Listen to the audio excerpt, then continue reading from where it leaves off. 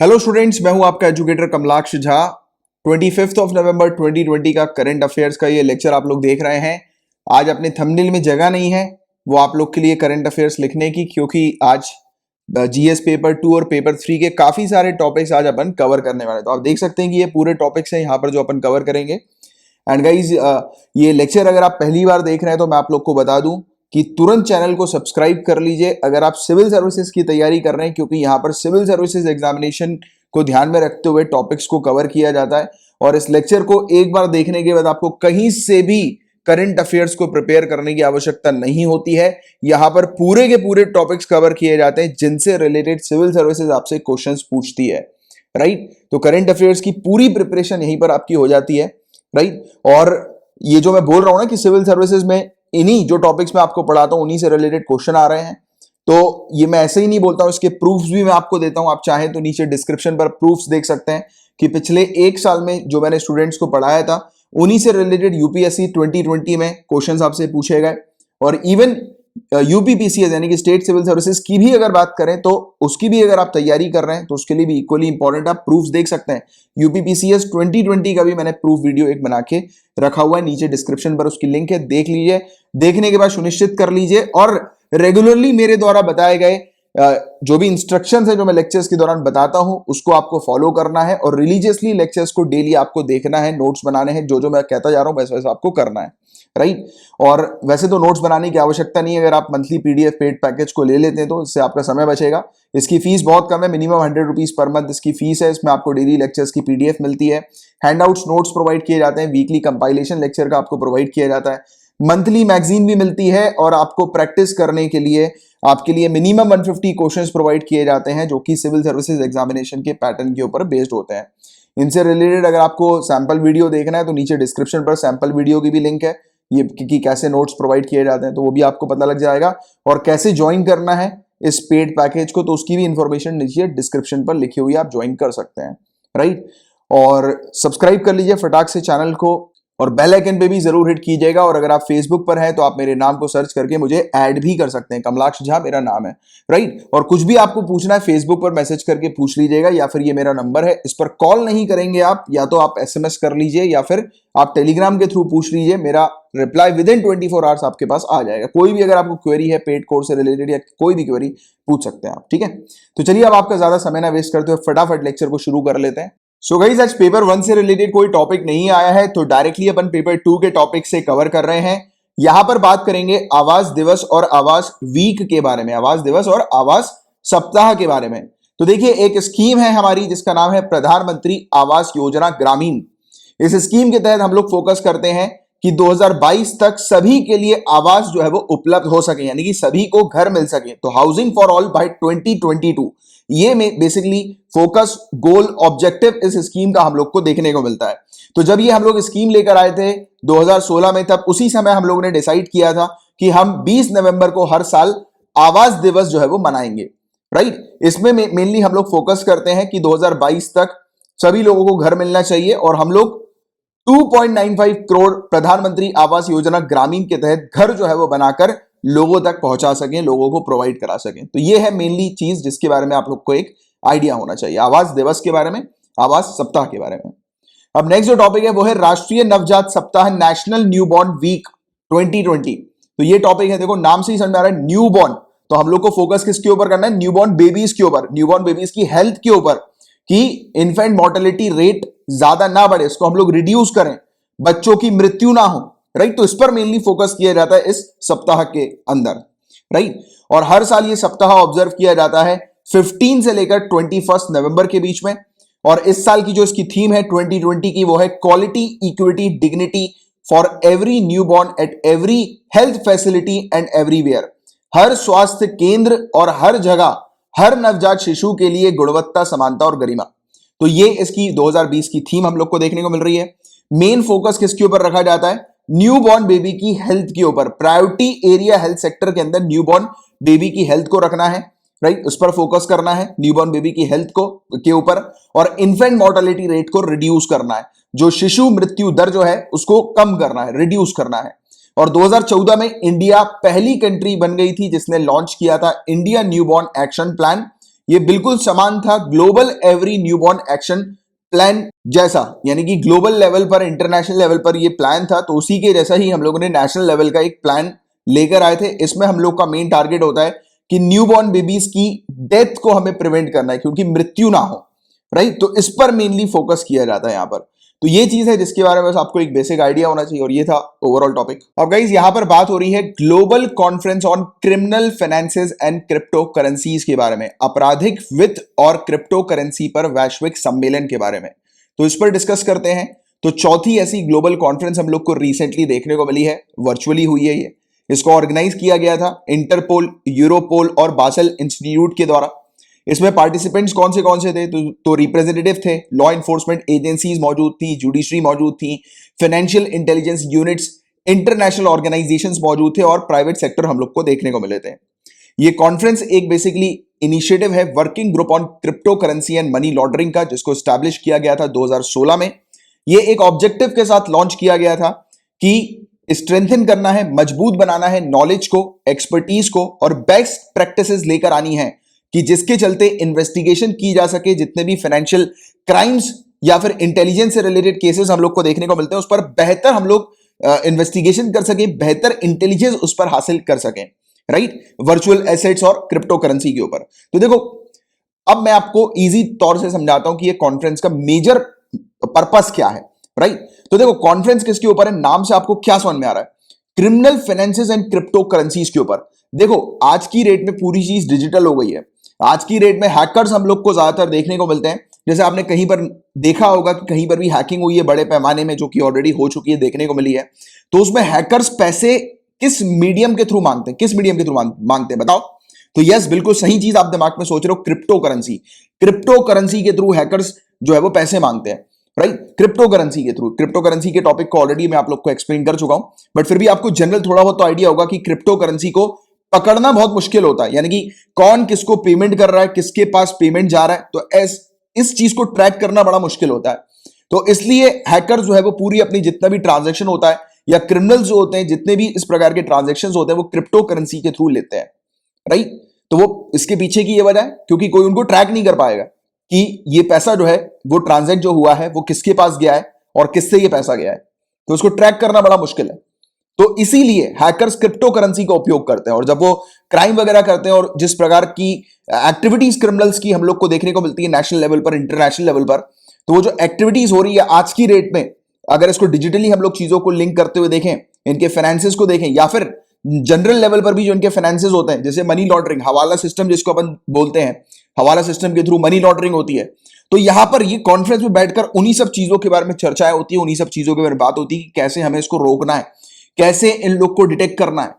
जैसे कि आप जानते हैं हवाला का बहुत बड़ा नेटवर्क है। डिजिटलाइजेशन तो आज की डेट में आया है, बट काफी सालों से हवाला ऑपरेट कर रहा है, जिस समय ये डिजिटलाइजेशन और ये सब कुछ नहीं था, बट हवाला का बहुत ह्यूज नेटवर्क है, राइट। आपको मैंने कई बार पहले भी हवाला के बारे में पढ़ा चुका हूं, हालांकि ये टॉपिक आपका हवाला का और ये सब जो टॉपिक्स हैं सिक्योरिटी से रिलेटेड, तो ये आपके जीएस पेपर 3 के लिए भी बहुत ज्यादा इंपॉर्टेंट है, तो आपको उसको अच्छे से डिटेल में याद रखना है।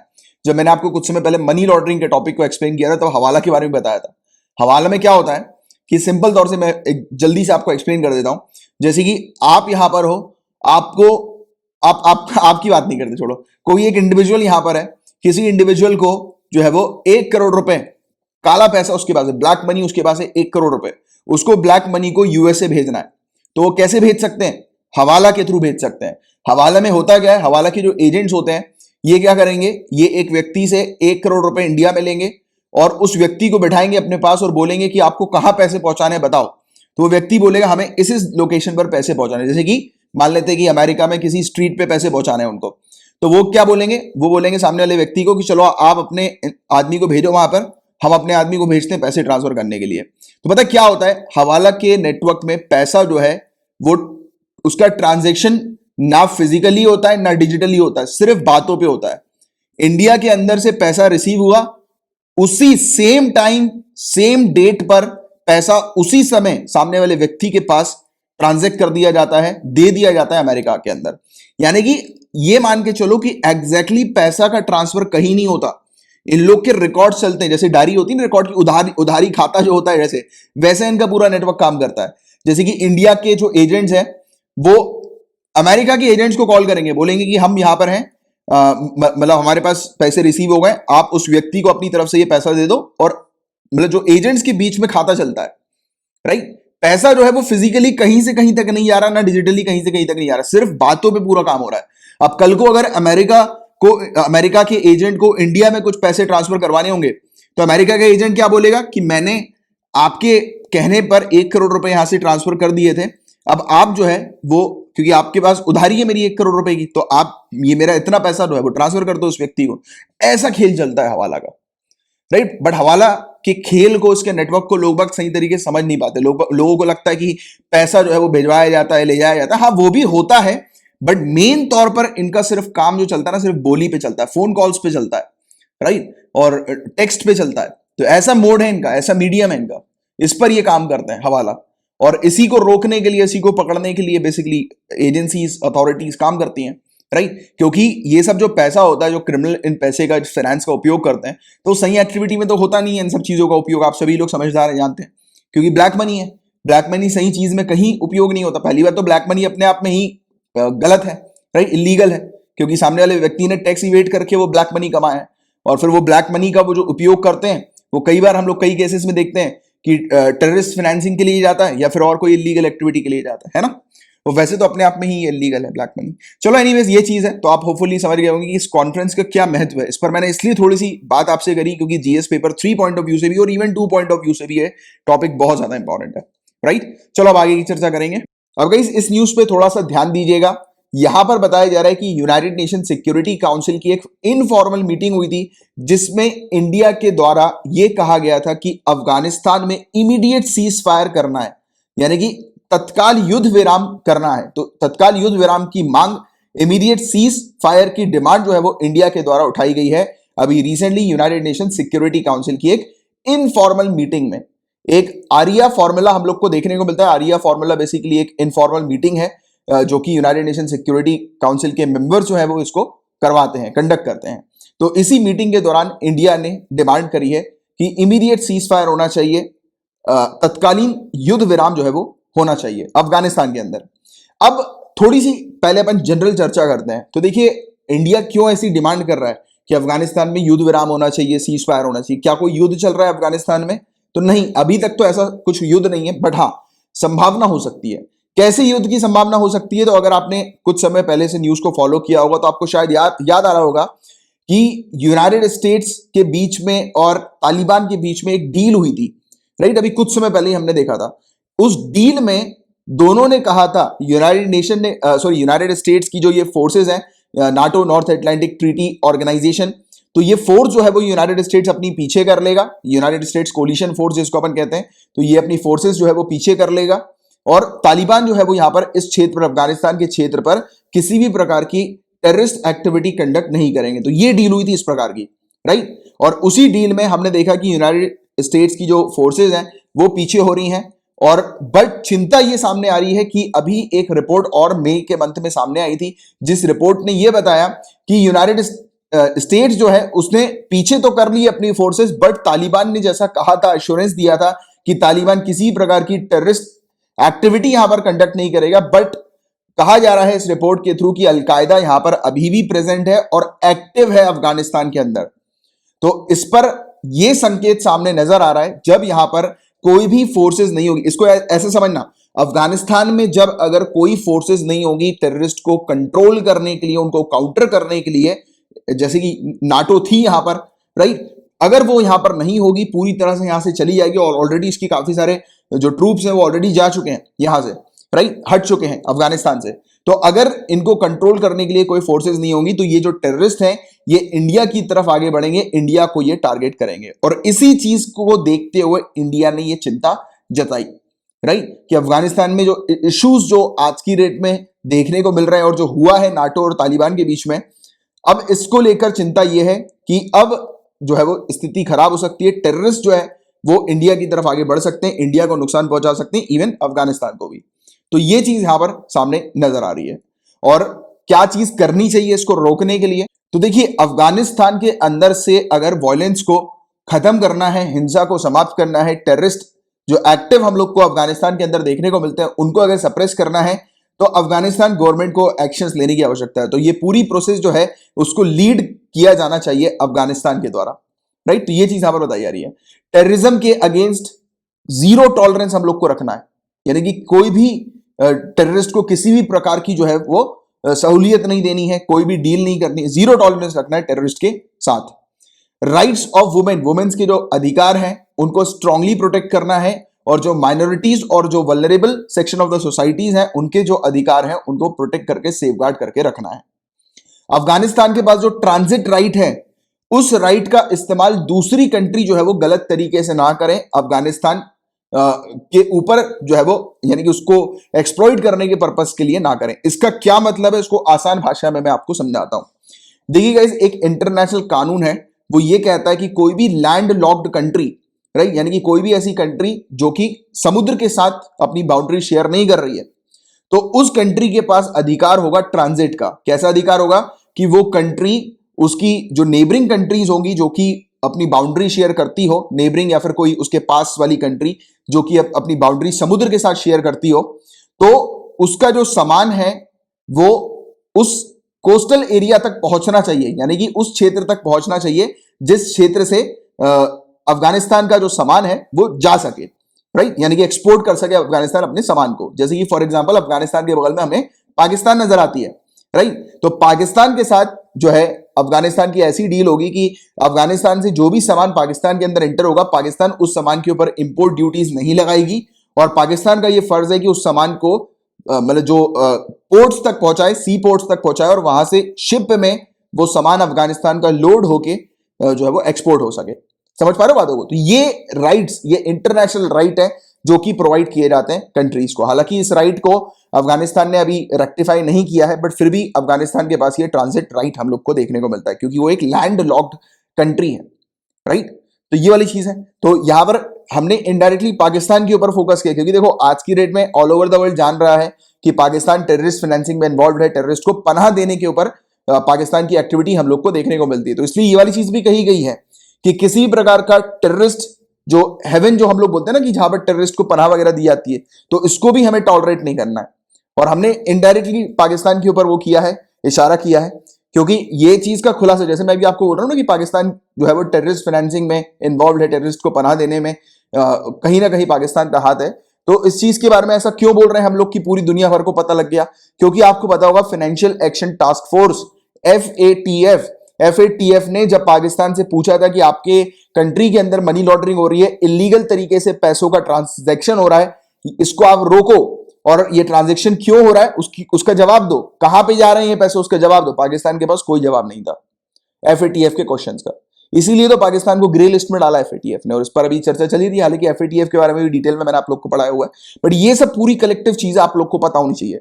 यही है सिविल सर्विसेज की प्रिपरेशन, कि आपको आइडिया जो होना चाहिए एक टॉपिक का वो हर डायमेंशन पे होना चाहिए। आपकी जो अंडरस्टैंडिंग है और आपकी जो बारीकियां यानी कि बारीक नजर है वो हर टॉपिक के ऊपर ऐसी होनी चाहिए कि आप एक टॉपिक पढ़ रहे हो तो वो टॉपिक किससे लिंक्ड है, तो वो पूरी उसकी बारीकियां पता होनी चाहिए। अब देखिए इसमें अपन ने पाकिस्तान को इन्वॉल्व किया, हालांकि जिक्र यहां पर पाकिस्तान का बिल्कुल नहीं, और कोई आपको बताएगा भी नहीं इस पर्टिकुलर पॉइंट पे पाकिस्तान के बारे में। वही लोग बता पाएंगे जो डिटेल में इसके बारे में देखते हैं, ऑब्जर्व करते हैं। तो ये वाली चीज है। यहां पर अगर आप लेक्चर देख रहे हो तो ये चीज तो सुनिश्चित हो जाओ कि जो डिटेलिंग है माइन्यूट से माइन्यूट वो मैं आपको प्रोवाइड कराता हूं, और ये मेरे रेगुलर व्यूअर्स अच्छे से जानते हैं, क्योंकि कई बार मुझे क्वेश्चंस पूछ रहे हैं आजकल लोग कि सर आपके लेक्चर को देखने के बाद कहीं और पढ़ने की आवश्यकता तो नहीं है, मतलब कुछ और तो नहीं देखना है। गाइस कोई जरूरत नहीं कुछ करने की, सिर्फ करंट अफेयर्स के लेक्चर्स ये देखो, आप अपनी जनरल स्टडीज की तैयारी स्ट्रांग करो, आई गारंटी यू आपका सिलेक्शन होगा। और इसकी तो प्रूफ्स भी देता हूं मैं, आप देख ही सकते हो ऑलरेडी। चलो एनीवेज, ये चीज मुझे आप लोग को बतानी थी। तो देखो आप ये जो टॉपिक है ये बहुत ज्यादा इंपॉर्टेंट था, हालांकि लिखी छोटी सी चीज है, बट इसमें अपन ने बैकग्राउंड इंफॉर्मेशन भी जानी कि यूनाइटेड स्टेट्स और तालिबान के बीच में जो डील हम लोग को देखने को मिली थी, राइट, तो इस डील से हम लोग को नुकसान है, क्योंकि यहाँ पे टेररिस्ट एक्टिव हो जाएंगे। और उस समय जब मैं ये डील आपको पढ़ा रहा था तब भी मैं आप लोग को बताया था, जहां तक मुझे याद है, कि ये इस प्रकार के इश्यूज होंगे सामने, और देखिए इंडिया ने ऐसी चिंताएं जो है वो सामने व्यक्त करी हैं। चलो एनीवेज आगे की बात करेंगे। अब गाइस इस टॉपिक को स्टार्ट करने से पहले मैं ये चाहूंगा कि आप फटाफट नीचे कमेंट बॉक्स पर आंसर लिखकर बताइए कि पंजाब की कैपिटल क्या है और हरियाणा की कैपिटल क्या है। फटाक से लिखकर बताइए। तो हाँ, बिल्कुल सही लिखा है आपने, और सही आपके दिमाग में आया कि दोनों की ही कैपिटल चंडीगढ़ हम लोग को नजर आती है, और चंडीगढ़ का ये टॉपिक न्यूज में हम लोग को देखने को मिल रहा है। और बताया जा रहा है कि चंडीगढ़ पर ज्यादा क्लेम जो है, ज्यादा दावा जो है वो पंजाब का है चंडीगढ़ के ऊपर। अगर हरियाणा से कंपेयर करें तो हरियाणा से ज्यादा जो है वो पंजाब का दावा चंडीगढ़ के ऊपर हम लोग को देखने को मिलता है हरियाणा की तुलना में। तो ये क्यों टॉपिक न्यूज में आया, पहले तो उसको डिस्कस करते हैं। चंडीगढ़ का टॉपिक क्यों न्यूज में है और चंडीगढ़ जो है वो क्यों क्रिएट किया गया था, कब किस समय क्रिएट हुआ, तो पूरी डिटेल में इस पर एनालिसिस करेंगे। तो देखिए अभी हुआ क्या है कि हरियाणा सरकार ने सजेस्ट किया है कि बहुत अच्छा होगा अगर हरियाणा और पंजाब दोनों एग्री कर ले चंडीगढ़ को एज अ यूनियन टेरिटरी के तौर पर, और अपनी अपनी अलग हाई कोर्ट की बेंचेस और अपनी अपनी इंडिपेंडेंट कैपिटल बना ले, यानी कि चंडीगढ़ को छोड़ दें दोनों ही स्टेट, दोनों ही राज्य। तो ये वाली खबर जो है वो न्यूज में है, राइट। बट ये चीज अभी के लिए अपने इंपॉर्टेंट नहीं, बस एक जानकारी होनी चाहिए कि इस प्रकार की न्यूज चल रही है। अभी के लिए मेनली जो आपके लिए इंपॉर्टेंट है वो है चंडीगढ़ का इशू, कि ये चंडीगढ़ सामने कैसे आया, चंडीगढ़ का क्रिएशन कैसे हुआ। तो देखिए जब हमारा पार्टीशन नहीं हुआ था, जब इंडिया और पाकिस्तान अलग नहीं हुए थे, तब आपको पता होगा कि पंजाब की कैपिटल क्या थी, पंजाब की कैपिटल थी लाहौर। फिर आप सभी जानते हैं कि लाहौर तो आज की डेट में पाकिस्तान के अंदर है। तो फिर जब पार्टीशन के समय पर लाहौर जो है वो पाकिस्तान में शामिल हुआ, पाकिस्तान की तरफ गया, तब उस समय आवश्यकता पड़ी कि पंजाब की एक कैपिटल होनी चाहिए, और वो क्या, कौन सी कैपिटल होनी चाहिए, तो उस समय लाया गया चंडीगढ़ को। तो 1952 से लेकर 1966 तक के समय पर पंजाब की कैपिटल हुआ करती थी चंडीगढ़, राइट। क्योंकि 1966 में हम लोग को रीऑर्गेनाइजेशन देखने को मिला पंजाब का, और हरियाणा एक स्टेट उभर कर आई, क्योंकि पंजाब से हरियाणा अलग हुई थी 1966 के समय पर। तो जब 1966 के समय पर पंजाब हरियाणा से अलग हुई, तब उस समय कहा गया कि दोनों की ही कैपिटल, पंजाब और हरियाणा दोनों की ही कैपिटल चंडीगढ़ मानी जाएगी। और फिर इसको यूनियन टेरिटरी के तौर पर भी डिक्लेयर कर दिया, जिससे कि सेंटर इस एरिया पर चंडीगढ़ के ऊपर डायरेक्ट कंट्रोल अपना रख सके, राइट। और उस समय ये जब अनाउंस किया गया था, जब हमारी honourable prime minister Indira Gandhi ji हम लोग को देखने को मिली थी, इन्होंने ये अनाउंस किया था कि हरियाणा जो है उसकी खुद की कैपिटल होगी और चंडीगढ़ जो है वो पंजाब के कंट्रोल में जाएगी। फिर 1985 को एक इशू सामने आया, राजीव लोंगोवाल अकॉर्ड हम लोग को देखने को मिला। ये थोड़ा सा याद रखना, कभी कभी डायरेक्ट क्वेश्चन ऐसे बन सकते हैं कि राजीव लोंगोवाल समझौता जो है या अकॉर्ड जो है वो किससे एसोसिएटेड है। तो 1985 में ये हुआ था, ये चंडीगढ़ के मुद्दे से एसोसिएटेड हम लोग को देखने को मिलता है। इस अकॉर्ड के तहत कहा गया था कि चंडीगढ़ जो है वो 26 जनवरी 1986 को, यानी कि इस अकॉर्ड के एक साल के बाद हैंडओवर किया जाएगा पंजाब को। बट आखिरी मोमेंट पे राजीव गांधी सरकार ने इससे विड्रॉ कर लिया, यानी कि इस निर्णय को वापस ले लिया गया, ऐसा कुछ नहीं होने वाला है। इसके अलावा अभी रिसेंटली जो चीजें हम लोग को चंडीगढ़ से रिलेटेड देखने को मिल रही है, तो इस पर अगर नजर डालें तो 2018 में हरियाणा के चीफ मिनिस्टर ने कहा था, सजेशन दिया था कि एक स्पेशल बॉडी होनी चाहिए जो कि चंडीगढ़ के डेवलपमेंट से एसोसिएटेड होनी चाहिए। बट पंजाब ने इस चीज को रिजेक्ट कर दिया और कहा कि चंडीगढ़ तो पंजाब का पार्ट है, चंडीगढ़ टोटली पंजाब का ही पार्ट है। ये चीज पंजाब ने क्लेम करते हुए इनको खारिज कर दिया कि कोई डेवलपमेंट वगैरह की स्पेशल बॉडी जो है वो हरियाणा की तरफ से नहीं सेटअप की जानी चाहिए। इसके अलावा हरियाणा जो है वो एक स्टेप और आगे चला गया। हरियाणा ने कहा कि एक सेपरेट हाई कोर्ट जो है वो बननी चाहिए, डिमांड करी इसने सेपरेट हाई कोर्ट की। इवन उसने एक रेजोल्यूशन भी पास कर दिया जिसके तहत ये जो विधानसभा के अंदर 20 रूम्स जिसके ऊपर पोजीशन, जिसके ऊपर बेसिकली कब्जा जो है वो पंजाब का हम लोग को देखने को मिलता है, तो वो डिमांड कर रहा है कि ये 20 रूम्स जो है वो विधानसभा कॉम्प्लेक्स के अंदर जो है वो हरियाणा के होने चाहिए, राइट। तो ये वाली चीज, इस प्रकार के मुद्दे, इस प्रकार के इशू हम लोग को देखने को मिल रहा है, जिसके बारे में आप लोग को एक जनरल बस आइडिया होना चाहिए कि चंडीगढ़ जो है वो कैसे क्रिएट हुआ। तो उसके बारे में अपन ने यहाँ पर चर्चा कर ली पूरी। तो इतनी सी चीज बस आप लोग को थोड़े से ध्यान में रखने की है। और अभी ये विवादित एक इशू चंडीगढ़ का हम लोग को देखने को मिल ही रहा है। आगे चल के इससे रिलेटेड कोई अपडेट्स आएंगी तो मैं आप लोग को बता दूंगा, अभी के लिए इतना सफिशिएंट है। अब गाइस जो ये न्यूज सामने आ रही है, इस न्यूज को तो मैं भी एक्सेप्ट नहीं कर पा रहा हूं कि ऐसा क्यों हो रहा है। देखिए तमिलनाडु के अंदर ऑनलाइन गेम्स को बैन किया जा रहा है। एक ऑर्डिनेंस सामने आ गया है, तमिलनाडु के गवर्नर एक ऑर्डिनेंस लेकर आए हैं जिसके तहत ऑनलाइन गेम्स बैन किया जा रहा है तमिलनाडु के अंदर, और इसमें 5,000 का जुर्माना भी लगाया जाएगा और 6 महीने की जेल भी होने वाली है इस ऑर्डिनेंस के तहत, राइट, ऑनलाइन गेम्स के लिए। और गवर्नर के अकॉर्डिंग ये कहा जा रहा है कि ऑनलाइन गेम खेलने के कारण जो इनोसेंट जो लोग हैं, जो युवा हैं स्पेशली, और इनको चीट किया जा रहा है, और कुछ कुछ लोग तो सुसाइड भी कर रहे हैं। हाँ, ये चीज अपन ने देखी है पहले पास्ट में, कि जैसे ब्लू वेल करके, if I am not wrong, वही नाम था शायद उस गेम का, ब्लू वेल करके। तो वो जो ब्लू वेल गेम था उसके कारण से लोगों की मौत हो गई थी, राइट। मतलब अपन ने ये चीज देखी है, और लिटरली लोगों को चीट भी किया जाता है ऐसे गेम्स वगैरह में। सट्टेबाजी भी हम लोग को इस प्रकार की कुछ देखने को मिलती है, इलीगल एक्ट्स भी देखने को मिलते हैं। बट आई डोंट थिंक इसका मतलब ये नहीं है कि गेमिंग को बैन ही कर दिया जाए, क्योंकि देखिए इसके अगर अपन दूसरी चीजों को भी एनालाइज करें, जैसे कि जो लोग हैं जो लोग जिनका करियर ही गेम्स के कारण बनता है, काफी सारे लोग हैं जो गेम्स खेलते हैं, टूर्नामेंट्स वगैरह होते हैं गेम्स वगैरह के जिसमें वो पार्टिसिपेट करते हैं। तो कहीं ना कहीं, क्योंकि ये भी तो एक फील्ड आप कह सकते हो कि गेमिंग जो है वो लोगों के करियर भी होता है जिसमें लोग इंटरेस्ट लेते हैं, राइट। और इसको स्पोर्ट्स का भी दर्जा एक प्रकार से दिया जा सकता है, क्योंकि लोग जो है वो खेलते हैं भी ये टूर्नामेंट्स बड़े बड़े इसमें, राइट। और इंटरनेशनली भी काफी सारे ऐसे टूर्नामेंट्स वगैरह होते रहते हैं। तो इस प्रकार से कंप्लीटली बैन करना तो आई डोंट थिंक, मेरा पर्सनल ओपिनियन है कि ये सही डिसीजन होना चाहिए। आपका क्या है, आप नीचे कमेंट बॉक्स में लिखकर बताइएगा। और लिटरली पता है, तमिलनाडु के अंदर ही सिर्फ ऐसा डिसीजन सामने नहीं आया, और भी दूसरी स्टेट्स हैं वो इस प्रकार के डिसीजन लेकर आ रही हैं और कानून वगैरह भी बना रही है इस प्रकार के कि गेम्स वगैरह को बैन करना है। और किसी भी प्रकार का ऐसा गेम जो सट्टेबाजी से रिलेटेड होता है या फिर जुआ वगैरह से रिलेटेड होता है साइबर स्पेस के अंदर, तो उसको भी बैन करना है। और कोई भी ऐसा इलेक्ट्रॉनिक ट्रांसफर फंड्स का नहीं होना चाहिए, मतलब विनिंग प्राइस वगैरह के लिए, तो उसको भी बैन किया जा रहा है। तो ये सब चीजें यहाँ पर सामने आ रही हैं। और प्लेयर जो है तमिलनाडु के अंदर अब वो परचेज नहीं कर सकेंगे कोई भी गेम्स के अंदर एड ऑन्स वगैरह को। जैसे कि गेम्स में होता है ना, जैसे पबजी का आप लोग को शायद पता होगा कि पबजी के अंदर कुछ कुछ जैसे वेपन्स वगैरह लेने के लिए कुछ परचेज पैसे वगैरह देने पड़ते हैं, कुछ सूट्स वगैरह जो होते हैं उसको लेने के लिए पैसे वगैरह देने पड़ते हैं, राइट। तो ये चीज है। इसके अलावा गेमिंग आर्केड्स और जो ऑनलाइन गेमिंग टूर्नामेंट जिसकी मैं अभी थोड़ी देर पहले बात कर रहा था, तो इसमें भी पार्टिसिपेट नहीं कर सकेंगे लोग बाग। तो ये वाली चीज है यहाँ पर, तो ये चीज यहाँ पर बताई जा रही है। और आंध्र प्रदेश और तेलंगाना भी कुछ इसी प्रकार के ऑनलाइन गेम्स या गैम्बलिंग के जो फॉर्म्स है उसको ये बैन कर रहे हैं, और ऑलरेडी कर चुके हैं हालांकि। और कर्नाटका भी एक नया कानून लेकर आने वाला है इस चीज पर। तो देखिए, आप मुझे बताइए नीचे कमेंट बॉक्स पर कि आपका क्या ओपिनियन है इस चीज को लेकर। क्या ये ठीक है जो तमिलनाडु के अंदर हम लोग को देखने को मिल रहा है इस प्रकार का ऑर्डिनेंस? अभी रिसेंटली 15th G20 समिट हुई है वर्चुअली, तो इस पर बात करेंगे। और इंडियन हमारे ऑनरेबल प्राइम मिनिस्टर जो हैं उन्होंने इस समिट के दौरान कुछ बातें कही है, उस पर भी चर्चा करने वाले हैं अपन। तो कोरोना वायरस पेंडेमिक एक इंपॉर्टेंट टर्निंग पॉइंट है ह्यूमैनिटी की हिस्ट्री में, और ये वर्ल्ड वॉर सेकेंड के बाद दुनिया भर का सबसे बड़ा चैलेंज है। तो ये कहा है हमारे ऑनरेबल प्राइम मिनिस्टर ने कोरोना वायरस को। और ये जो समिट है ये किसके द्वारा बुलवाई गई है, तो सऊदी अरेबिया ने वर्चुअल फॉर्मेट में इस समिट को जो है वो ऑर्गेनाइज किया और सभी कंट्रीज को बुलवाया। कुछ चीजों के बारे में बात करें, जैसे कि हमारे ऑनरेबल प्राइम मिनिस्टर ने कहा कि एक नया global index post corona world के लिए आना चाहिए। एक ग्लोबल इंडेक्स आना चाहिए जिसमें 4 की एलिमेंट्स होंगे। कौन से एलिमेंट्स होंगे?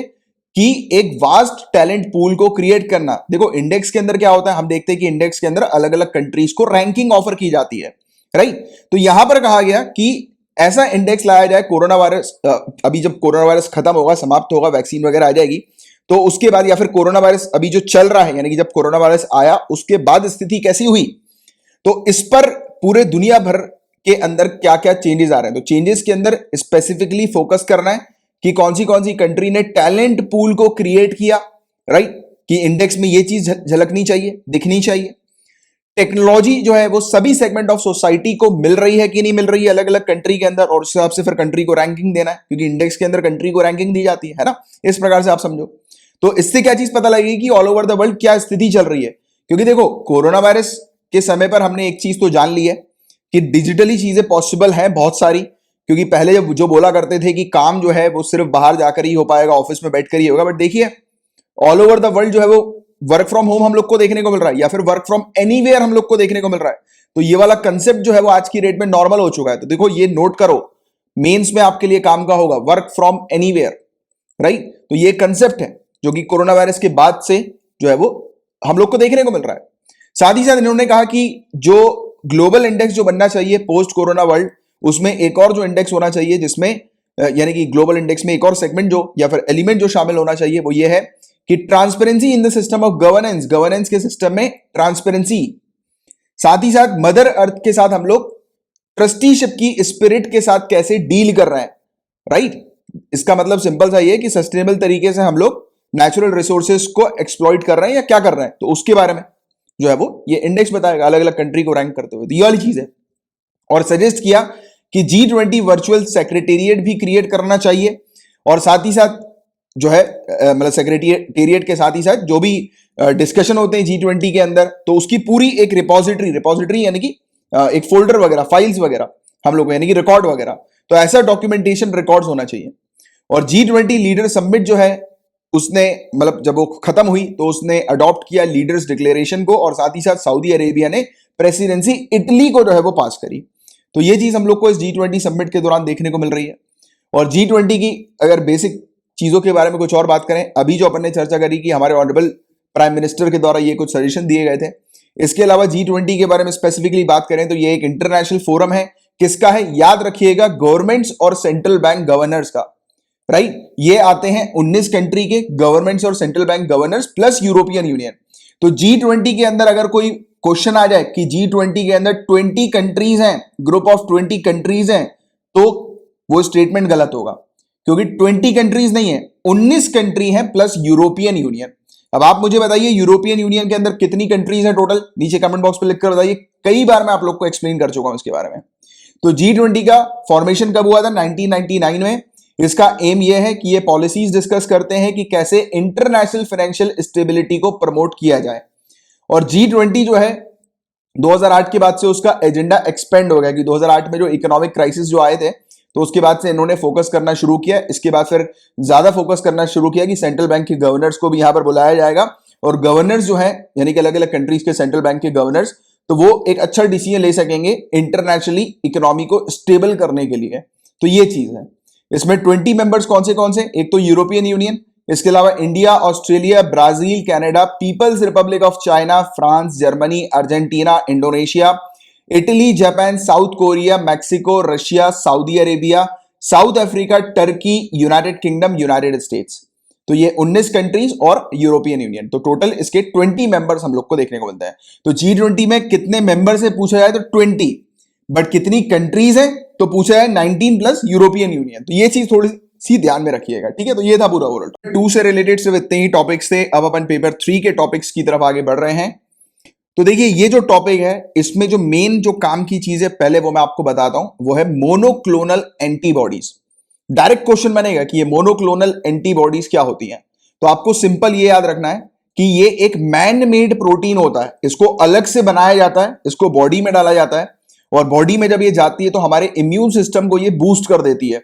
देखो हमारा जो इम्यून सिस्टम है उसका काम क्या होता है, तो आपको पता होगा कि जब हमारी बॉडी के अंदर वायरस आता है, तो वायरस जब हमारी बॉडी में एंटर करता है तो उसको अटैक करने का काम करता है हमारा इम्यून सिस्टम या फिर हमारी एंटीबॉडीज।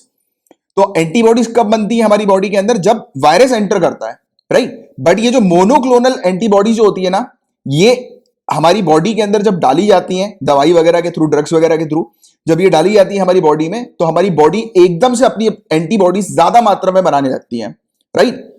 बिना वायरस की एंट्री किए, यानी कि बिना वायरस को डिटेक्ट किए ये ऑटोमेटिकली बनाने लगती हैं, जिससे कि ये स्पेशली फोकस किया जाता है कोरोना वायरस को अटैक करने के लिए। क्योंकि मैंने कुछ दिनों पहले भी आपको समझाया था कि कोरोना वायरस जो है हमारी बॉडी के अंदर हमारे इम्यून सिस्टम को कंफ्यूज कर देता है वो, और हमारा इम्यून सिस्टम फिर प्रॉपर टाइम पर एक्टिव नहीं हो पाता है। जिस समय तक एक्टिव नहीं हो पाता है उस समय ये जो कोरोना वायरस जो है वो हमारी बॉडी में भारी मात्रा में फैलने लगता है, राइट। तो इसलिए हमारी बॉडी कोरोना वायरस के ऊपर जो है वो कंट्रोल नहीं कर पाती, हमारा इम्यून सिस्टम कोरोना वायरस के ऊपर कंट्रोल नहीं कर पाता है। तो ये जो मोनोक्लोनल एंटीबॉडीज हैं ये बॉडी के अंदर इसलिए दी जाती हैं जिससे कि हमारा इम्यून सिस्टम जो है वो एकदम एक्टिव हो जाए और तुरंत कोरोना वायरस को जो है वो मार दे, राइट। तो ये मेनली ना ही सिर्फ कोरोना वायरस, यानी कि जो भी वायरस वगैरह है हमारी बॉडी के अंदर, तो उसको खत्म करने के लिए ये हमारी बॉडी में एक्टिव करता है इम्यून सिस्टम को। सिंपल सी बात ये बस याद रखना, ठीक है। और अभी ये टॉपिक न्यूज में इसलिए आया था क्योंकि देखो आपको याद रहा होगा डोनाल्ड ट्रंप भी कोरोना वायरस से पीड़ित थे, इनको भी कोरोना वायरस हुआ था, कोविड-19 इनको भी हुआ था, राइट। तो उस समय इनकी बॉडी के ऊपर एक्सपेरिमेंटल एंटीबॉडीज ट्रीटमेंट दिया गया, यानी कि इनकी बॉडी को एक्सपेरिमेंटल एंटीबॉडीज ट्रीटमेंट दिया गया कोरोना वायरस को खत्म करने के लिए। और ये जो दवाई जो बनाई गई थी, ये मोनोक्लोनल एंटीबॉडी जो बनाई गई थी, ये रीजनरेरॉन फार्मास्यूटिकल्स के द्वारा बनाई गई थी। ये कॉकटेल था 2 मोनोक्लोनल एंटीबॉडीज का, कैसीरिवीमैब और इमदेवीमैब। तो इमदेवी तो नहीं होगा, ये इमडेवीमैब होगा, ठीक है। तो देखो प्रोनाउंसिएशन अगर गलत करूं तो बिल्कुल टेंशन मत लेना, ये लिखा हुआ है, इसमें आप एक बार पढ़ लेना, क्योंकि कुछ कुछ टर्म्स ऐसे होते हैं जिसके प्रोनाउंसिएशन काफी खतरनाक होते हैं, राइट। तो ये टर्म बस देख लिया करो एक बार, इसमें मैं कर्सर लगाता ही हूं तो एक बार देख लिया करो, ठीक है। तो इसको प्रिवेंट किस पर्पस के लिए किया गया था?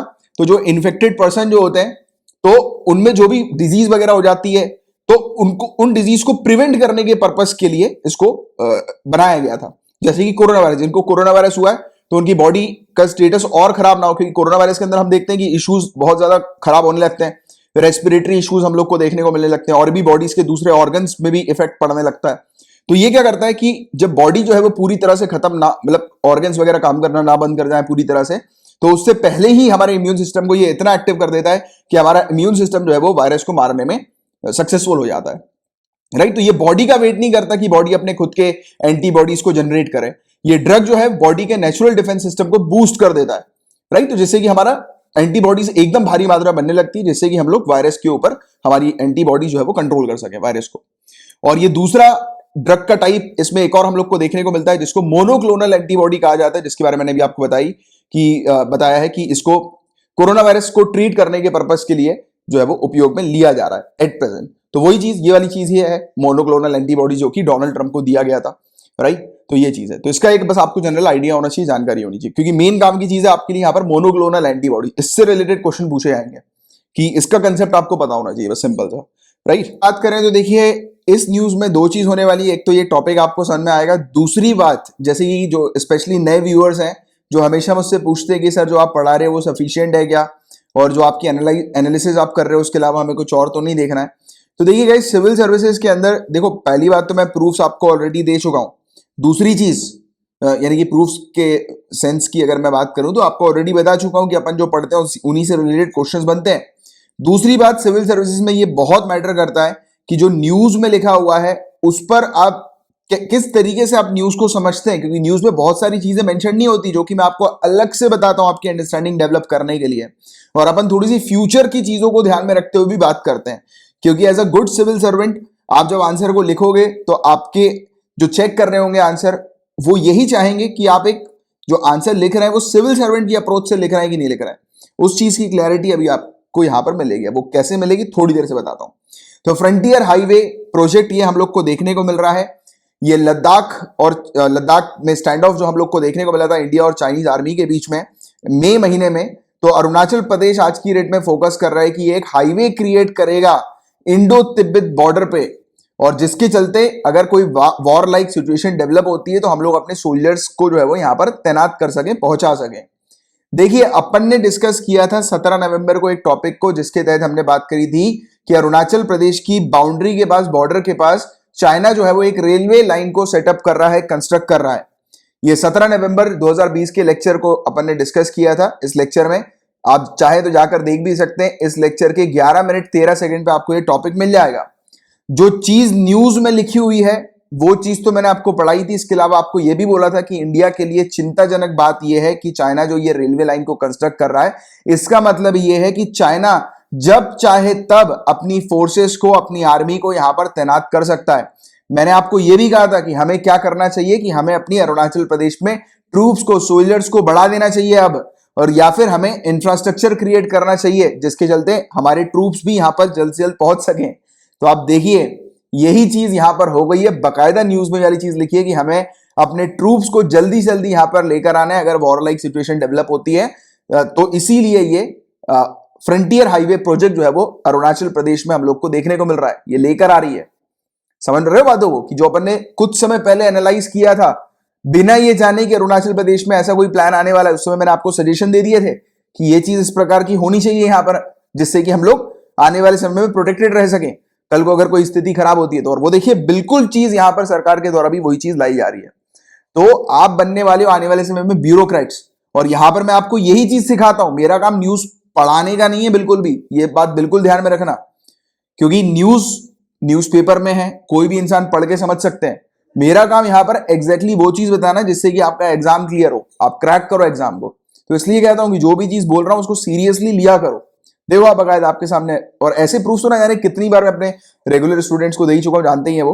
बाकी आजकल जो कुछ नए स्टूडेंट्स जो जुड़ रहे हैं वो थोड़े से डाउट लेकर आते हैं, क्योंकि बहुत सारी जगह में पढ़ाया जाता है। अब आजकल इतने सारे उनके पास ऑप्शन हो गए तो डाउट तो रहता है, ये स्वाभाविक सी बात है, राइट। तो इसलिए ये सब चीजें मैं आपकी ये वाली भी क्लैरिफाई करता हूं। चलो इस हाईवे की बात करेंगे। ये हाईवे इंटरसेक्ट करेगा जो प्रपोजल रखा था east west industrial corridor highway को, तो उसको ये इंटरसेक्ट करेगा, और अरुणाचल प्रदेश की फुट हिल पर ये हम लोग को देखने को मिलेगा। भैरव कुंड जो कि ट्राई जंक्शन भूटान, असम और अरुणाचल प्रदेश का, याद रखिएगा भैरव कुंड कहां पर है, तो ये नॉर्थ ईस्टर्न क्षेत्र पर हम लोग को देखने को मिलता है, राइट, भैरव कुंड। तो ये चीज याद रखिएगा। तो यहां से लेकर रुक्सिन जो कि ईस्ट सियांग डिस्ट्रिक्ट पर है, तो यहां पर हम लोग को ये हाईवे प्रोजेक्ट देखने को मिलेगा। और हाईवे जो है वो दिबांग वाइल्ड लाइफ सेंचुरी को क्रॉस करेगा और हो सकता है कि इसी चीज के कारण इस हाईवे को अपोज करेंगे एनवायरमेंटलिस्ट। तो देखिएगा आगे चल के एनवायरमेंटलिस्ट भी इस चीज को, जो एनवायरमेंटल एक्टिविस्ट वगैरह जो होते हैं ना, तो वो भी इस चीज को जो है वो अपोज करेंगे, क्योंकि इस वाइल्ड लाइफ सेंचुरी के बीच से होकर गुजरेगा ये हाईवे। ये चीज यहां पर बताई जा रही है। हाईवे के आने से एक तो एम्प्लॉयमेंट जनरेट होगी, टूरिज्म बढ़ेगा, कनेक्टिविटी डेवलप होगी, और हाईवे के तहत हम जो है वो चाइनीज इनकर्जन को इंडियन टेरिटरी में आने से मॉनिटर कर सकते हैं। यानी कि अगर चाइना का अगर हस्तक्षेप इंडियन टेरिटरी की तरफ ज्यादा बढ़ता जा रहा है, उसके ट्रूप्स, उसके सोल्जर्स की अगर क्वांटिटी हमें बढ़ती हुई नजर आ रही है, तो इस रोड के आने के कारण हम लोग अपने सोल्जर्स को भी वहां पर ले जा सकेंगे और हम लोग क्रॉस चेक भी कर सकेंगे इनको समय समय पर।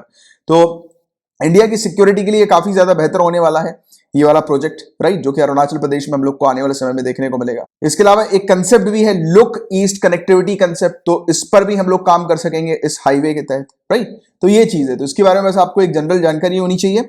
और ट्रांस अरुणाचल हाईवे जो है, जो कि इसके मिडिल में हम लोग को देखने को मिलेगा, और अरुणाचल ईस्ट वेस्ट कॉरिडोर जो हम लोग को देखने को मिलता है, राइट, आसाम बॉर्डर्स पर जो हम लोग को नजर आता है।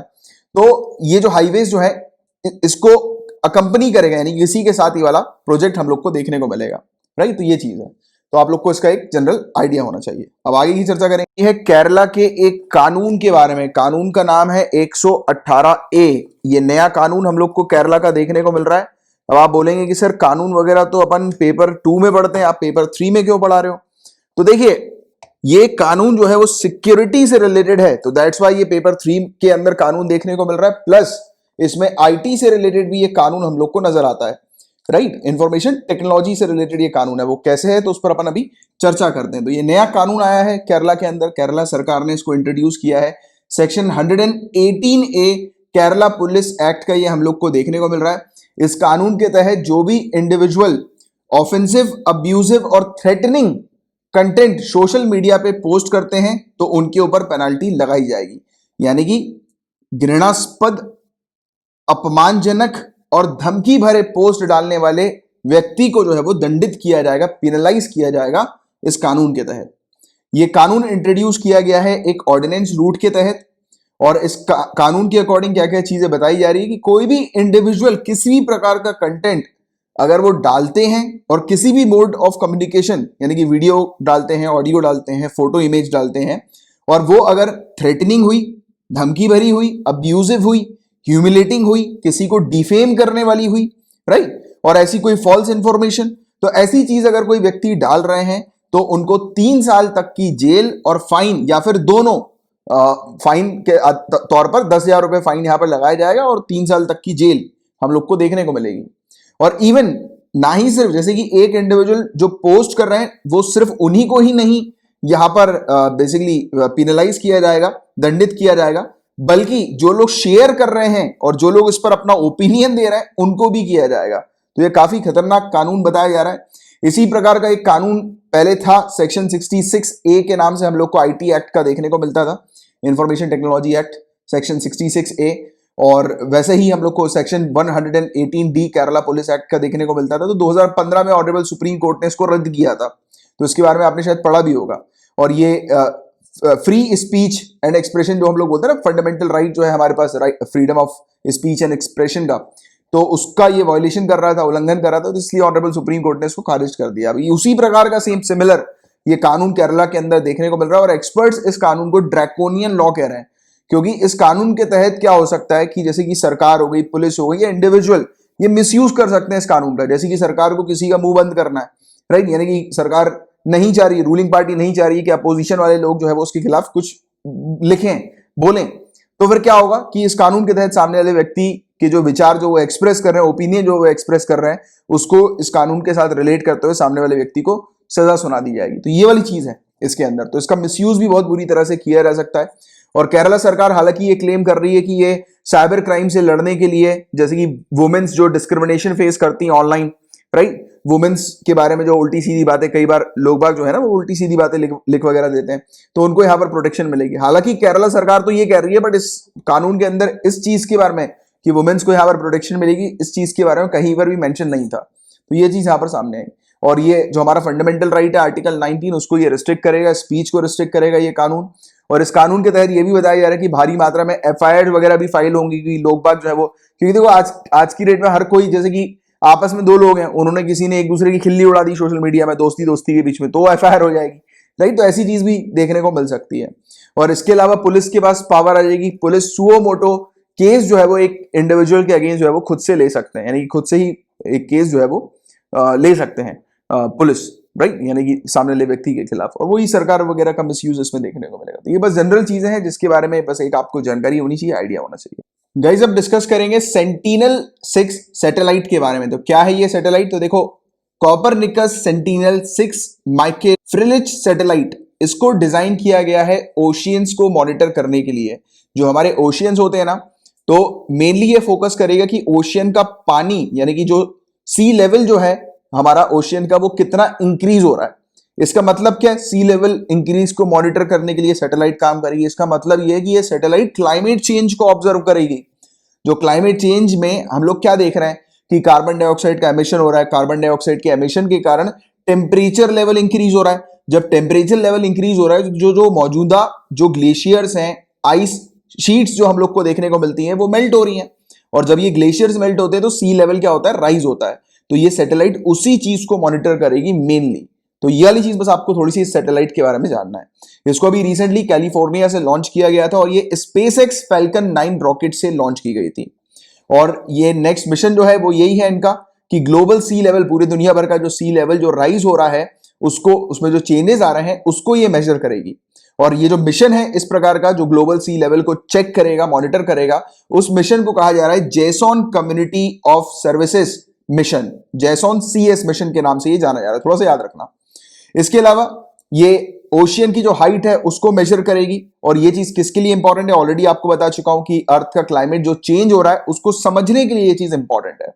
और इस सैटेलाइट को जॉइंटली तैयार किया गया है यूरोपियन स्पेस एजेंसी के द्वारा, नासा के द्वारा, European Organisation for the Exploitation of Metrological Satellites EMETSAT के द्वारा, EUMETSAT के द्वारा, और यूएसए की National Oceanic and Atmospheric Administration के द्वारा, यूरोपियन यूनियन के द्वारा, और साथ ही साथ फ्रांस की national centre for space studies के कंट्रीब्यूशन के थ्रू इसको लॉन्च किया गया है और तैयार किया गया है। और सैटेलाइट जो है वो क्या क्या करेगी? तो जैसा पहली बात तो आपको ऑलरेडी पता ही लग चुका है कि सी लेवल जो राइज हो रहा है उसको ये चेक करेगी। पल्सेस जो है वो भेजेगी अर्थ के, यानी कि जो पल्सेस जो जाती है, यानी कि जो हम लोग देखते हैं ना कि जो पानी जो है, वेव्स वगैरह जो है वो अर्थ के सरफेस की तरफ जो हम लोग को देखने को मिलता है, जाता है, राइट। तो वो जो वेव्स होती हैं वो किस प्रकार से मूवमेंट कर रही हैं और कितनी हाइट उनकी देखने को मिल रही है, तो वो सब चीजें ये चेक करेगी। और साथ ही साथ वाटर वेपर्स वगैरह को भी ये मेजर करेगी, ये वाली चीज है। हालांकि मेन जो फोकस है वो ये है कि सी लेवल को चेक करना है कि सी लेवल का राइज जो है, जो हो रहा है, वो कितने तेजी से हो रहा है, किस हद तक हो रहा है और कितना हुआ है। तो ये सब चीजें देखेगी। और सिग्निफिकेंस क्या है, महत्व क्या है इस मिशन का? तो ये शॉर्ट टर्म फोरकास्टिंग के लिए और लॉन्ग टर्म फोरकास्टिंग दोनों के लिए काफी इंपॉर्टेंट है, राइट। जैसे कि वेदर प्रिडिक्शन करने के लिए काफी इंपॉर्टेंट हो सकती है सैटेलाइट। साथ ही साथ जैसे कि जो सीजनल कंडीशन होती है, जैसे एल नीनो, ला नीना, इनके बारे में भी इंफॉर्मेशन ये सैटेलाइट प्रोवाइड कराएगी, देगी, राइट। और ओशियन का जो हाइट है, यानी कि ओशियन जो बढ़ रहा है, तो उसको ये ऑब्जर्व करेगी, मॉनिटर करेगी, जो चेंजेस ओशियन करेंट्स में देखने को मिल रहे हैं, राइट, हीट स्टोरेज जो हम लोग को देखने को मिल रहा है, तो उन सब चीजों के बारे में ये बेसिकली मॉनिटर करने वाली है। साइंटिस्ट को हेल्प करेगी कि साइंटिस्ट आने वाले समय में जिस प्रकार के चेंजेस देखने को मिलने वाले हैं, तो उसको साइंटिस्ट जो है वो प्रिडिक्ट कर सकेंगे, और उससे रिलेटेड फिर हम लोग पॉलिसीज वगैरह डेवलप करेंगे जिससे कि कंट्रोल किया जा सके इस क्लाइमेट चेंज को। तो ये सब चीजें हैं। और क्या ऐसी दूसरी कोई सैटेलाइट्स भी हैं जो कि ओशियन को मॉनिटर करती हैं? तो हाँ, 1992 से ऐसी और भी सैटेलाइट्स हम लोग को देखने को मिलती है जो कि ओशियंस को मॉनिटर करने के ऊपर बेस्ड है। काफी सारी हैं, जिसमें से TOPEX, पोसाइडन, जेसॉन 1 और फिर OSTN या जेसॉन 2 हम लोग को देखने को मिलती है। और भी काफी सारी ऐसी सैटेलाइट्स हैं। तो ये वाली चीजें सिंपल सी, जिसके बारे में बस आपको एक जनरल आइडिया होना चाहिए, जानकारी होनी चाहिए। बात हो रही है इंडिया के डीप सी मिशन के बारे में। तो इस टॉपिक को हालांकि पहले भी अपन कवर कर चुके हैं, बट फिर से ये टॉपिक न्यूज में आ गया है और बताया जा रहा है कि बहुत ही जल्दी इंडिया इस प्रकार का मिशन लॉन्च करने वाली है, डीप ओशियन मिशन। और ये मिशन जो है वो किस पर्पस के लिए है कि हमारा जो ओशियन है उसको हम लोग एक्सप्लोर करेंगे। एंड गाइस, शायद आपको पता होगा कि आज की डेट में जितना हम लोग स्पेस को जान चुके हैं, जितनी चीजें स्पेस की हम लोगों ने एक्सप्लोर करी है, उसका आधा भी हम लोगों ने अपने ओशियन को का एक्सप्लोर नहीं किया। यानी कि हमारे ओशियन में बहुत सारी ऐसी चीजें जिनके बारे में हमें पता नहीं है, काफी सारे ऐसे स्पीसीज हैं जिनके बारे में पता नहीं है, काफी कुछ रिसोर्सेज ऐसे हैं जिनके बारे में हम जानते तक नहीं है। तो इंडिया का ही ये एक मिशन है जिसके तहत इंडिया समुद्र के नीचे जो है वो क्या क्या चीजें हैं, क्या क्या रिसोर्सेज हैं, उसको इंडिया एक्सप्लोर करेगी। और ये बिल्कुल वैसे ही होगा जैसा स्पेस को एक्सप्लोर करने का मिशन हम लोगों ने आज से 35 साल पहले लगभग शुरू किया था, इसरो के द्वारा ये शुरू किया गया था, राइट। इस मिशन का फोकस यही है कि हम लोग डीप सी माइनिंग करेंगे, ocean climate change advisory service जो है वो प्रोवाइड कराएंगे कि यानी कि मतलब जो क्लाइमेट चेंज जो आज की डेट में हो रहा है तो ओशियन का उसमें क्या रोल हम लोग को नजर आ रहा है, देखने को मिल रहा है, तो उसके बारे में एडवाइजरी सर्विसेज हम लोग की तरफ से देखने को मिलने वाली है। अंडर वाटर व्हीकल और under water robotics related technologies भी हमारे द्वारा डेवलप की जाएगी। यानी कि पानी के नीचे चलने वाली जो व्हीकल्स वगैरह होती हैं, टेक्नोलॉजीज वगैरह जो होती हैं, उसको भी हम लोग डेवलप करेंगे, क्रिएट करेंगे। और हालांकि इस पर काम चल ही रहा है ऑलरेडी।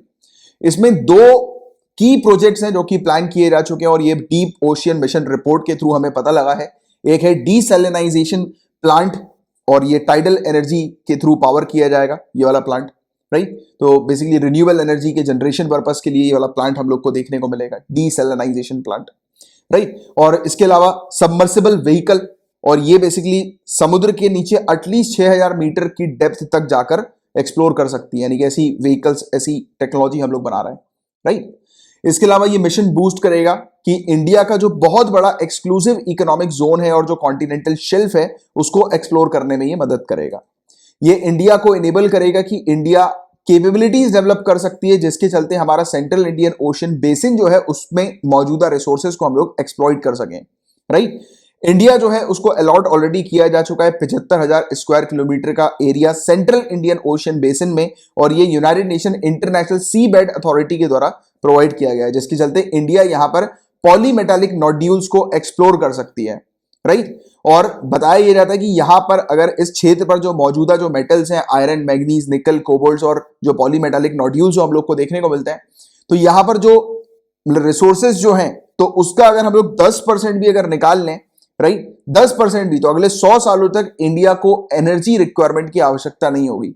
यानी कि हमें एनर्जी के लिए किसी और के ऊपर डिपेंडेंट नहीं होना पड़ेगा, पावर के लिए किसी और के ऊपर डिपेंडेंट नहीं होना पड़ेगा। तो यहां पर इतना ह्यूज रिसोर्स हम लोग को देखने को मिलता है, राइट। मतलब इतनी भारी मात्रा में, यानी कि इंडिया की फ्यूल की नीड है अगले 100 सालों तक वो खत्म हो जाएगी अगर इसका सिर्फ 10% अगर हम लोग निकाल लें तो बहुत ह्यूज पोटेंशियल है समुद्र के नीचे, और ये मिशन जो है वो काफी ज्यादा हेल्पफुल आने वाले समय में होने वाला है। पॉलीमेटालिक नोड्यूल्स की बात करें तो इसको मैग्नीज नोड्यूल्स के नाम से भी जाना जाता है।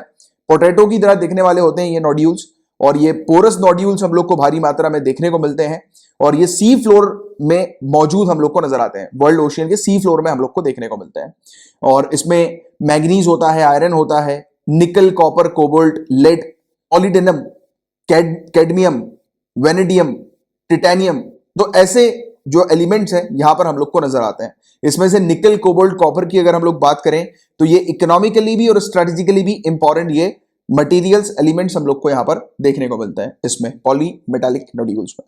तो ये वाली चीज है जिसके बारे में आपको एक जनरल आइडिया होना चाहिए इस मिशन के बारे में। जब आगे चल के ये मिशन लॉन्च होगा तो इसके बारे में और डिटेल में अपन चर्चा करेंगे। अब गाइस यहां पर बात हो रही है sustainable alternative towards affordable transportation के बारे में, SATAT इनिशिएटिव के बारे में बात करेंगे। हालांकि ये अगेन रिपीटेड टॉपिक है, इस पर अपन ऑलरेडी डिस्कस कर चुके हैं। तो देखिए आपको इस टाइटल से क्या समझ में आ रहा है, ऑलरेडी आपको समझ में आ गया है कि ट्रांसपोर्टेशन हमें अफोर्डेबल बनाना है और सस्टेनेबल तरीके से हमें ऑल्टरनेट जो है वो कुछ ऐसा टेक्निक्स लेकर आनी है, ऐसा तरीका निकालना है जिसके चलते जो ट्रांसपोर्टेशन है सस्ता हो जाए। ट्रांसपोर्टेशन सस्ता कब होगा? जब फ्यूल सस्ता होगा, और हमें ऑल्टरनेटिव फ्यूल लेकर आना पड़ेगा जो एनवायरमेंट के लिए भी बेटर हो और सस्ता भी रहे। तो इस पर ये इनिशिएटिव है, इस पर ये प्रोग्राम हम लोग को सरकार की तरफ से देखने को मिल रहा है। इस पर्टिकुलर SATAT इनिशिएटिव के तहत सरकार 5000 तक CBG यानी कि कंप्रेस्ड बायोगैस प्लांट्स को 2023-24 तक सेटअप करेगी, और 15 मिलियन टन प्रोडक्शन किया जाएगा इसका, यानी कि CBG का, कंप्रेस्ड बायोगैस का। और इंडिया इन्वेस्ट करेगी 2 लाख करोड़ रुपए 5000 प्लांट्स को सेटअप करने के लिए। यहां पर गैस जो प्रोड्यूस किया जाएगा वो बायो और क्रॉप वेस्ट के थ्रू किया जाएगा। जो एग्रीकल्चरल क्रॉप वेस्ट जो होते हैं ना, या बायोलॉजिकल वेस्ट वगैरह जो होते हैं, तो उनका उपयोग करके गैस जो है कंप्रेस्ड बायोगैस तैयार की जाएगी। और इसके तहत हमारी कंट्री में अफोर्डेबल और क्लीन ट्रांसपोर्ट फ्यूल हम लोग को देखने को मिलेगा, यानी कि एनवायरमेंट फ्रेंडली ट्रांसपोर्ट फ्यूल होगा और सस्ता होगा, ये इसकी अवेलेबिलिटी ज्यादा बढ़ जाएगी। इसी तरीके का एक एग्रीमेंट भी साइन हुआ है जिसके तहत 900 सीबीजी प्लांट यानी कंप्रेस्ड बायोगैस प्लांट सेटअप किए जा रहे हैं, जो कंपनीज है अडानी गैस कंपनीज और टोरेंट गैस कंपनीज, तो इनके द्वारा किया जा रहा है। और ऐसे टी के अंदर हम लोग को देखने को मिलेगा कि जो गैस जनरेट होगी वो म्युनिसिपल वेस्ट के थ्रू जनरेट की जाएगी, जिसमें फॉरेस्ट और एग्रीकल्चरल वेस्ट भी मौजूद होंगे, राइट। यानी कि जो म्युनिसिपल वेस्ट होता है ना, कचरे की जो गाड़ी आती है कचरा लेकर जाती है, तो जो कचरा होता है उनमें से जो बायोलॉजिकल वेस्ट हम लोग अलग करेंगे और उससे ये गैस जनरेट करेंगे। तो कितनी बेहतरीन चीज है ये, राइट। ऑल्टरनेटिव तरीका हम लोग को देखने को मिल रहा है फ्यूल को सस्ता करने का और एनवायरमेंटल फ्रेंडली फ्यूल्स को बनाने का। तो ये बहुत इंपॉर्टेंट चीज है ये आज की डेट में एनवायरमेंट परस्पेक्टिव से अगर देखें तो। और एनिमल हस्बेंड्री और मरीन वेस्ट का भी इसमें उपयोग किया जाएगा। और गैस जो है ये प्रोड्यूस की जाएगी सीबीजी प्लांट्स में, जो कि 5000 प्लांट्स हम लोग ऐसे सेटअप करेंगे, राइट। और ये फ्यूल का ऑल्टरनेटिव होगा और आने वाले समय में इस सीबीजी का हम लोग उपयोग करेंगे गाड़ियों में, राइट। तो ये चीज है जिसका एक आपको आइडिया होना चाहिए, जानकारी होनी चाहिए। अब गाइस यहां पर बात हो रही है रोरीडोमिस फाइलोस्टेचिडिस, ये मशरूम की बायोल्यूमिनेसेंट वैरायटी हम लोग को देखने को मिल रही है। इजी तरीके से समझाऊं तो ल्यूमिनेसेंट यानी कि जो चीज लाइट फेंकती है, जिससे लाइट बाहर निकलती है। ये देखो आप मशरूम को, ये मशरूम ऐसा अंधेरे में आपको दिख रहा है कि जैसे कि यहाँ पर लाइट जलाई हुई है, आर्टिफिशियल मशरूम टाइप का लग रहा है, बट ये आर्टिफिशियल नहीं है, ये ओरिजिनल है। तो ये एक लिविंग ऑर्गेनिज्म से जब लाइट निकलती है तो उस प्रॉपर्टी को हम लोग बायोल्यूमिनेसेंट कहते हैं, राइट। तो ये मशरूम की एक वैरायटी हमें मिली है और एक मशरूम डॉक्यूमेंटेशन प्रोजेक्ट चल रहा था इंडिया के नॉर्थ ईस्टर्न क्षेत्र के जो जंगल हैं, फॉरेस्ट हैं वहां पर।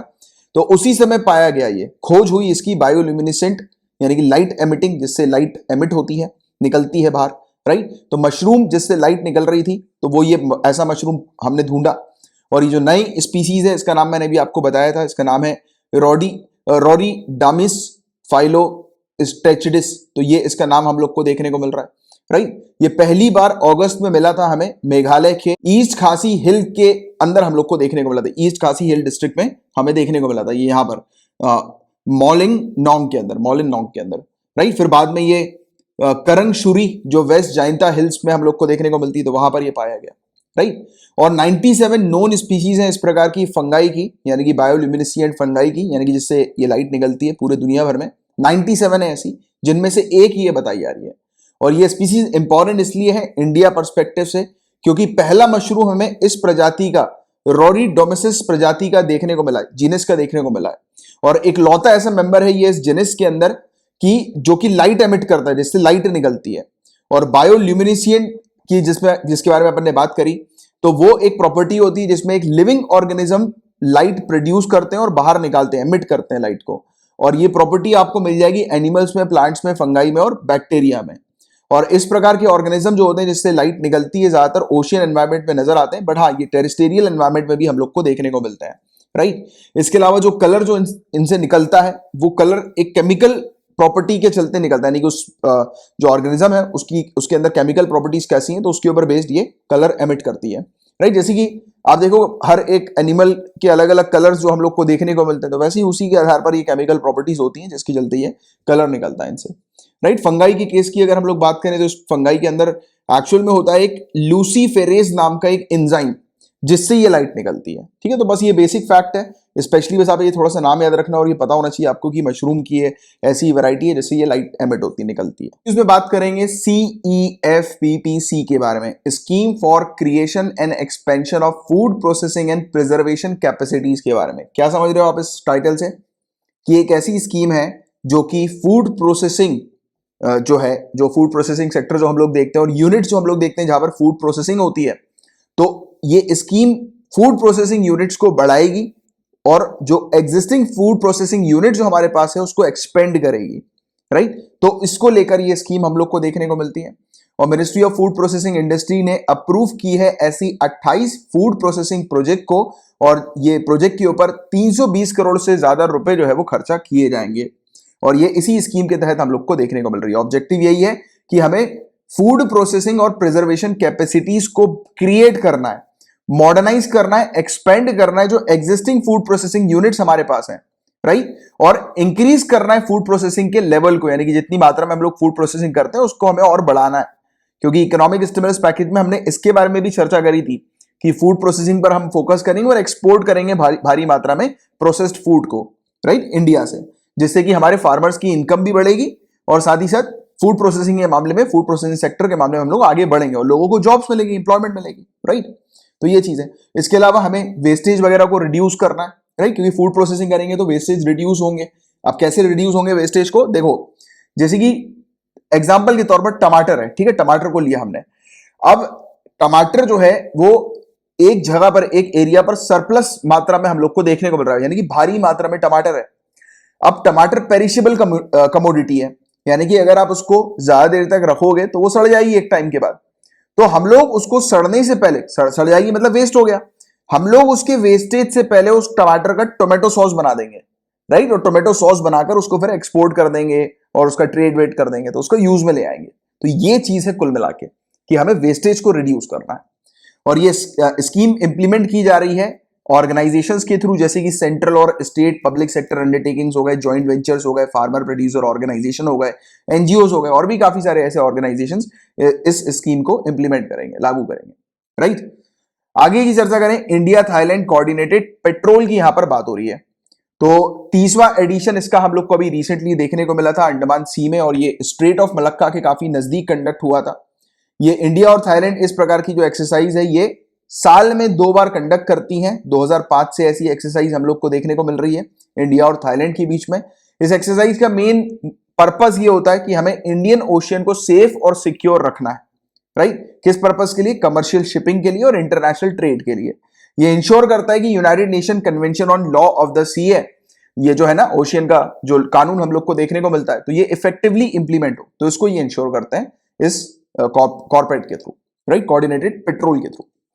इसके अलावा बात करेंगे सिटमैक्स के बारे में। तो सिटमैक्स क्या है गाइस? तो ये ट्राइलेटरल नेवल एक्सरसाइज है। किसके बीच में होती है? अक्सर पूछा जाता है, इंडिया, थाईलैंड और सिंगापुर, आपको याद रखना है। इसका लेटेस्ट एडिशन अभी रिसेंटली अंडमान सी में देखने को मिला था, और ये कंडक्ट की गई थी नॉन कॉन्टेक्ट के तौर पर, यानी कि यहां पर सिर्फ समुद्र पर ही थे ये दोनों कंट्रीज की, यानी कि ये तीनों कंट्रीज की जो नेवी थी वो आई थी, ये लैंड पर उतरे नहीं थे ये लोग, ये सिर्फ जो नेवी थी समुद्र पे ही थी, यानी कि इनके शिप समुद्र में ही थी, आपस में एक दूसरे से मिले नहीं थे ये, बस अपनी जो ये शिप्स वगैरह लेकर आई है आसपास में रहे, इन्होंने कुछ एक्सरसाइज कंडक्ट करी, यानी कि एक डिस्टेंस मेंटेन किया हुआ था। तो नॉन कॉन्टेक्ट एक्सरसाइज के तौर पर ये हुआ था, क्योंकि कोरोना वायरस को ध्यान में रखते हुए ये चीज, सोशल डिस्टेंसिंग को भी फोकस रखना था, है ना। और ये जो 3 मित्र देश जो है, 3 फ्रेंडली नेवीज जो हम लोग को देखने को मिलती हैं, तो उनके बीच में कोऑर्डिनेशन, कोऑपरेशन जो है वो डेवलप करना, इस पर मेनली फोकस किया जाता है। सहयोग और साझेदारी के विकास पर फोकस किया जाता है कि बढ़ाएं हम लोग तीनों कंट्रीज के बीच में कोऑपरेशन, कोऑर्डिनेशन वगैरह, सिनर्जी वगैरह, राइट। तो ये चीज है, तो ये याद रखिएगा। इसमें स्पेशली याद रखना है कि किन कंट्रीज के बीच में ये नेवल एक्सरसाइज होती है, ऐसे क्वेश्चन डायरेक्ट आते हैं, और कहां पर अभी लेटेस्ट एडिशन हुआ, तो अंडमान सी, बस बेसिकली याद रखना, राइट। और ये अपना आज का लास्ट टॉपिक था, और मैंने आपको जितने भी टॉपिक्स पढ़ाए, अगर आपको अच्छे से क्लियर हो गए हैं, दिमाग में बैठ गए हैं, तो लाइक का बटन हिट किए बिना मत जाइएगा। लेक्चर को शेयर जरूर कर दीजिएगा गाइस, और अगर आप नए आए हैं चैनल को तुरंत सब्सक्राइब कर लीजिए अगर अभी तक नहीं किया है तो, और बेल आइकन पे भी हिट कीजिएगा। और आज का जो आपका होमवर्क है वो है प्रधानमंत्री आवास योजना और FATF, financial action task force. तो ये 2 टॉपिक्स हैं जिनको आपको पढ़ना है, इनसे रिलेटेड हैंड रिटन नोट्स बनाने हैं, और अगर आप ऐसा कर लेंगे तो नीचे कमेंट बॉक्स पे लिख दीजिएगा सर होमवर्क डन, मुझे पता लग जाएगा आपने होमवर्क कंप्लीट कर लिया है। और मंथली PDF पेड पैकेज अगर आपको चाहिए तो मिनिमम 100 रुपीज पर मंथ इसकी फीस है। इसमें आपको डेली लेक्चर्स की PDF प्रोवाइड की जाती है, हैंडआउट्स, नोट्स मिलते हैं आपको वीकली कंपाइलेशन प्रोवाइड किया जाता है, रिवीजन के लिए PDF का आपको मंथली मैगजीन प्रोवाइड की जाती है, और साथ ही साथ इसी सेम अमाउंट में आपको, यानी कि सेम पैकेज में ही आपको मैं कॉम्प्लीमेंट्री बेसिस पर मिनिमम 150 क्वेश्चंस आपको प्रोवाइड कराता हूं। सिविल सर्विसेज एग्जामिनेशन के पैटर्न के ऊपर बेस्ड ये क्वेश्चंस होते हैं, राइट। और इसका अगर आपको सैंपल देखना है PDF पेड पैकेज का, तो नीचे डिस्क्रिप्शन पर लिंक है, जाकर आप देख सकते हैं। और एक NCERT का भी पेड पैकेज चल रहा है, जो सीरियस स्टूडेंट्स हैं, यानी कि जो सीरियसली इस एग्जामिनेशन की तैयारी कर रहे हैं और 2021 में वो अपीयर होने वाले हैं, तो हाईली रिकमेंडेड कि NCERT का पेड पैकेज जरूर ज्वाइन कर लेना, राइट। और अगर आप फेसबुक पर हैं तो आप मेरे नाम को सर्च करके मुझे ऐड भी कर सकते हैं, और अगर आपको कोई भी क्वेरी है, कुछ भी आपको पूछना है मुझसे, तो आप फेसबुक के माध्यम से मुझसे पूछ सकते हैं, या फिर आप, ये नंबर है 9713282838, ये मेरा नंबर है, इस पर कॉल नहीं कीजिएगा, कॉल अटेंड नहीं किया जाएगा। इस पर सिर्फ आप मुझे टेलीग्राम के थ्रू मैसेज करके जो है वो बात कर सकते हैं, राइट। तो ये चीज है। अब अपन, और इसके अलावा टेलीग्राम का अपना एक चैनल भी है, current affairs by Kamlaksh Jha नाम से। इस चैनल को आप जरूर ज्वाइन कीजिए, नीचे डिस्क्रिप्शन पर लिंक है। साथ ही साथ एक अपना डिस्कशन ग्रुप भी है, जहां पर सिविल सर्विसेज की तैयारी करने वाले स्टूडेंट्स मौजूद हैं, और उस ग्रुप पे आप अपने डाउट्स वगैरह पूछ सकते हैं, उस ग्रुप पे आप अपने आंसर्स वगैरह को पोस्ट कर सकते हैं, राइट। तो ये चीज है, तो वो ग्रुप को भी आप ज्वाइन कर सकते हैं। सबकी लिंक नीचे डिस्क्रिप्शन पर दी हुई है, और ये पेड पैकेज को कैसे ज्वाइन करना है इसके बारे में पूरी इंफॉर्मेशन डिस्क्रिप्शन पर मौजूद है, पढ़ लीजिएगा। तो चलिए अब अपन मिलेंगे कल, तब तक के लिए bye bye, take care, have a great day ahead, Tata.